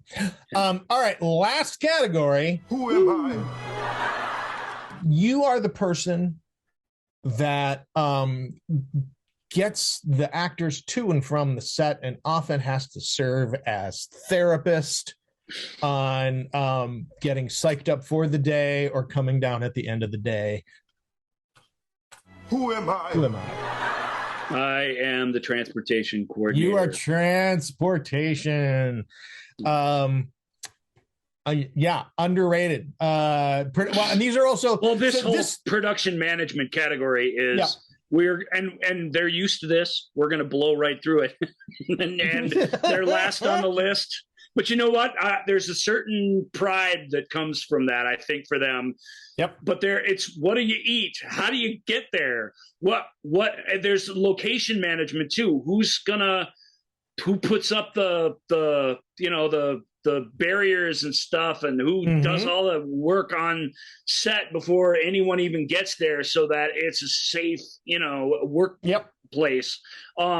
There's so much that goes into location management and production management. Yeah, and when they're like going, and when the director goes, "Where the hell is Joel?" The person who has to go find Joel is the PA, the production assistant, or one of many. And they're like, "I'll find him," and they go to where I've wandered off to, or whatever, or I'm in makeup, or trying to make someone add more hair. Or whatever. So we talked about the nebulous role of a producer, and we sort of skipped right over them. But these guys do the production management and post-production supervisors. That's the two. That's producing film on the ground level, where you're doing all the stuff. And if you want to know if somebody's like a for real producer that came up, go click on their little credits and go see if they've got production manager credits on there. And if they do, then they probably know everything there is to know about film and making movies and stuff. And that's how they get into production. Sometimes you just some rich guy, or you're some creative person who's clever, or you just, whatever. Right? I think to become a movie producer, you got to be, almost all of them are like kind of hard, obsessive workers, but it's a production management team. And, like you say, craft services, caterers. Oh, that's all so part important. Of this. The life on the set of a movie, life on a location, life in the studio.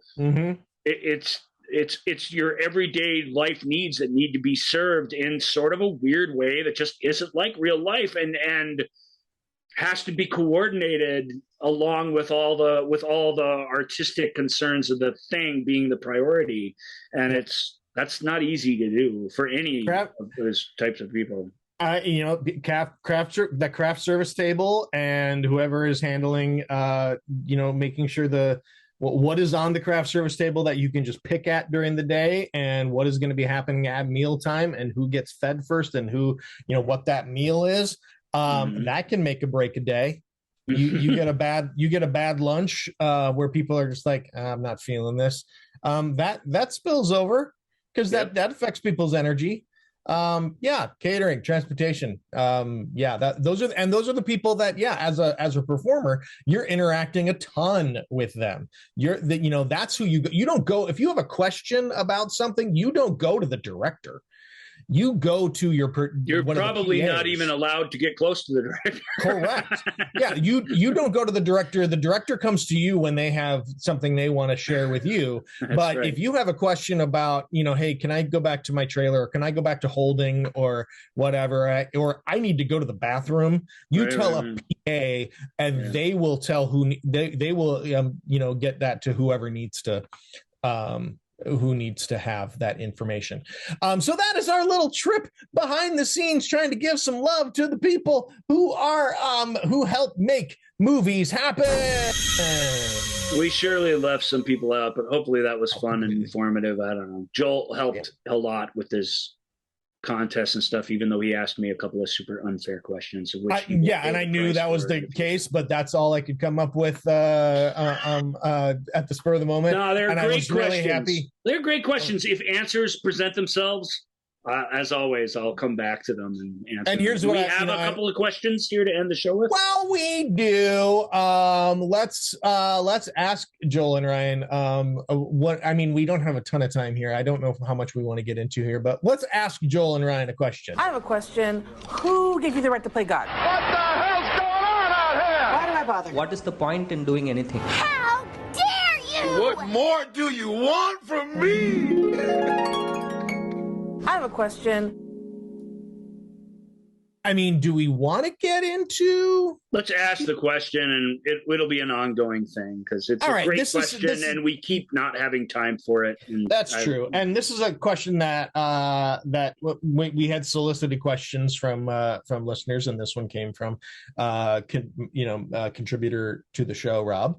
Can we still watch the films of Kevin Spacey? What about performers being fired or let go after one allegation? Like, should Johnny Depp have been removed from the Fantastic Beast films for one allegation, which has now been, it's not entirely what proven true of what he was being accused of. And then, of course, there's Mel Gibson, J.K. Rowling, Woody Allen, Roman Polanski, all of these these people who have problematic. It's not a did you do a bad thing, now you're blackballed, or because there's a spectrum of stuff here, obviously a spectrum of behavior. It's like anything else. But I'm following what he's saying. What was the third part of this? It was another interesting that was related thing. That was it. Well, of this question, that was it from this question. Well, first thing, let's just for fun, let's just attack the Kevin Spacey one literally, because, you can still watch Kevin Spacey movies. There's a bunch of really good ones out there. The other thing that's really convenient about Kevin is that he was a dick in real life, and as an actor, he was a dick. And his magic power as an actor was he brought the dickishness to every character he ever played. Even the kindly alien in K-Pax is an asshole.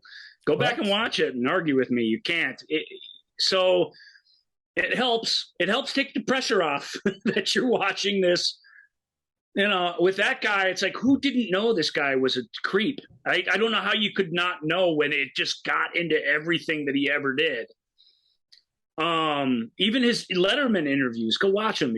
You could just tell he's not right. He's an asshole. Mm-hmm. That's cool. Some people are. That's not a crime. Now, maybe he did some actual crimes. That is a crime. That's different. But, as Joel said, it's a whole show. And it's a whole spectrum of stuff where you got to make up your own mind. No, or, hey, if what he did was beyond the pale to you, then no, you don't have to watch it. But I think the only place we have to be careful is need to be satisfied and to scrub these things out of existence. I think if you go back and watch, I mentioned it in the show just today, 1941. Go back and watch Spielberg's 1941. The whole last act, there's this major subplot that's happening where there's a woman trying to avoid being raped by a serviceman while the world's coming to an end, basically, in this crazy comedy. And it's played for laughs and for fun. And everybody's having a good time. There's lots of behind the scenes stuff where the two actor and actress are enjoying themselves. Like, it's not some dramatic thing that happened, but it's so, what are you doing? Who wrote this? Even in 1979, it makes no sense that this thing is in a movie. And it's a disgusting, distasteful thing to be in the movie. And I still watch 1941 every once in a while because it's Spielberg. It's not good at all. It's a disaster, but it's a disaster movie that is a disaster happening before your eyes as a movie. And it's so accomplished and so large in scale that you can't really look away from it. There's a magic to it, whether you like it or hate it. But should it be eliminated from existence? I mean, no. I think that's the part we need to be careful about, man. We don't talk about it because we don't want to just ruin everybody's fun, but we talk about why we don't talk about John Hughes movies, and it's because they're fucking disgusting for the most part, especially the one aimed at us when we were kids. They're really, really gross if you break them down into what they actually are. Even the feel-good ones are kind of awful. And I'm like, I can't talk about them without feeling that way. So I don't watch them because I don't want to expose myself to that. At the same time, I don't want them to go away, or I'm not expecting them to not be part of the conversation of all the films we grew up with. They were a big part of all that. And despite my resistance to them, there's still some good things in them that attracted people in a really, really positive way, or actually filled some people with confidence and joy, and there's that happening too. So you it's not all one way or the other. So that's the only thing I would say about this is, it's okay. I don't listen to Michael Jackson songs anymore. I don't know how you can even listen to Michael Jackson lyrics and not just squirm and feel terrible and dirty. And I get that ideally you separate the art from the artist so that you can enjoy all things, but your mileage may vary thing to thing. Perceived crime to perceived crime, whatever your own sensibilities are. I just think we need to not, as a mob, be making decisions for everybody about this stuff. I think they're time capsules in a way, and songs, films, TV shows, all of it, music videos, and you have to be respectful of what they were at the time. And if they were controversial at the time, great, let's have a discussion about the controversy and let's all evolve as people. Let's be careful of wiping anything from the map because of our dissatisfaction with it, I guess. Yeah, I mean, it kind of, like you said, it comes down to the individual watching the piece. If someone's personal transgressions, if that it means that you aren't able to follow the story, or if it colors the story or the performance or whatever, if it colors it too much where you can't get past it, then you don't need to watch that film. And that's also the kind of consideration that someone is going to make when casting this. It's why Kevin Spacey doesn't get cast anymore in anything, because people know that they're not going to be able to watch Kevin Spacey create a character. They're only ever going to see Kevin Spacey, the creep, and the person who has probably done these really horrible things.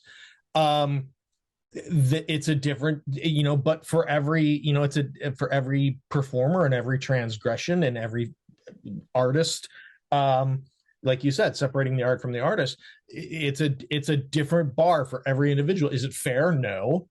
But it is a different bar. So there isn't one uniform bar, and it really is what is going, if you as a viewer can't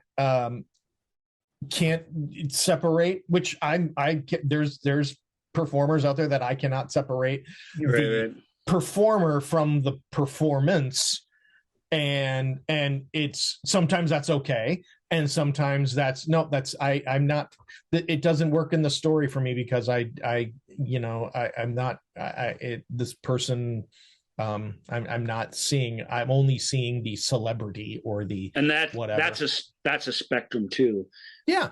Well, that didn't work, but the rest of this worked, so it's whatever.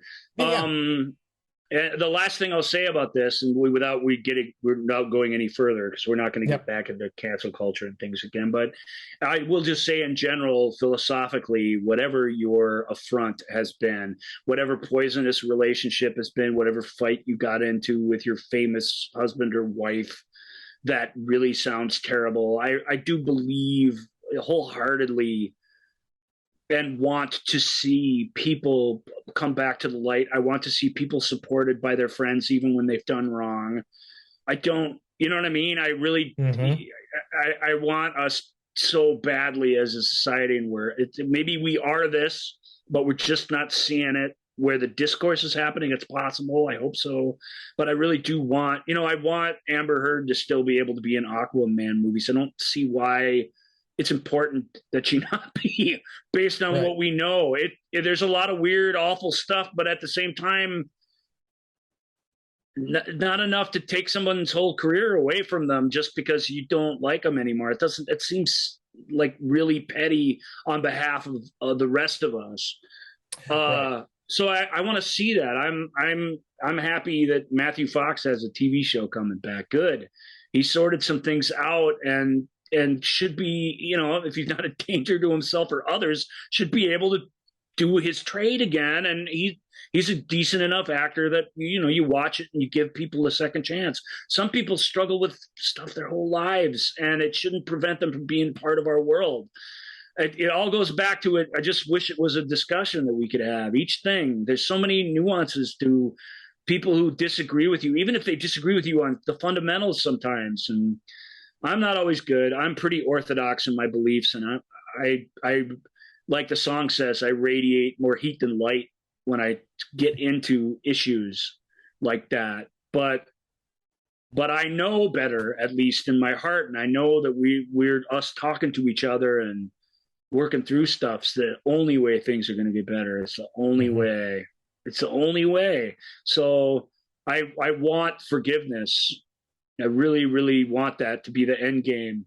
And I think that's not where we are as a world right now. We're absent. We want punishment and justice, and we want it at any cost. And I think we just need to, I think punishment is important sometimes, and justice, I think, is very, very important the vast majority of the time. But I do think we need to just ease off the pedal as far as why we want those things so bad and what our personal satisfaction is, if that's necessarily a positive thing or not. I don't know. Yes. Justice for satisfaction's sake is very, is that actually justice? If you're just doing something to maybe it's both, maybe it's both. But I can say that healing and forgiveness without justice has happened in the world, and when it happens, it's the most beautiful thing that there is. Sure. And that's not saying that you don't deserve your justice. Some people do. Some people can't move on without it. Sometimes it's crucial, but it isn't necessary every time. Sometimes we can heal without it. We just need to be open to different ideas, regardless of what the thing itself is. Right. If the whole African-American population of South Africa can move on in their lives, in their government, and in everything without tons and tons of oppressors, torturers, and murderers being thrown in jail, then we can do it in our pop culture every once in a while, is I guess what I would say. Let's just maybe try. It's a good place to leave it. All right. You can reach out to us at the Movie Show with Joel and Ryan page on Facebook, at Ask Joel and Ryan, Twitter, Instagram, TikTok, and the Movie Show with Joel and Ryan page here on YouTube. If you're watching the video feed, like and subscribe to the podcast everywhere that you get your podcast delights. We are thrilled that you are joining us once again. Thanks so much, everybody. That will do it for us. We got some fun shows next coming up. Take care, everybody. Thank you for listening to The Movie Show with Joel and Ryan. Remember, all views and opinions represented in this podcast are personal and belong solely to the speaker and do not represent those people, institutions, or organizations that the speaker may or may not be associated with, unless explicitly stated. None of these views and opinions were intended to malign or deceive. And now, here's the producers, circa 1982, to play us out.